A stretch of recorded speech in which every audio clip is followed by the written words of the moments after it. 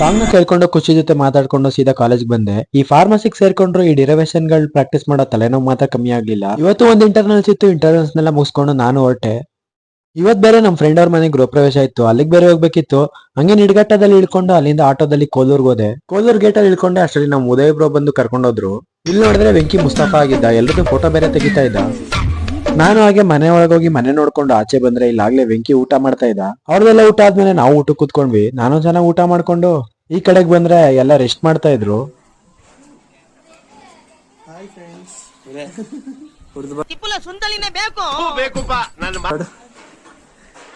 ಹಾಗೆ ನನ್ಗೂ ಟೈಮ್ ಆಗಿತ್ತು, ಅದಕ್ಕೆ ಸೀದಾ ನಿಡ್ಗಟ್ಟಕ್ಕೆ ಡ್ರಾಪ್ ಮಾಡಿಸ್ಕೊಂಡು ನಾನು ಸೀದಾ ರಾಮನಗರಕ್ಕೆ ಬಂದೆ.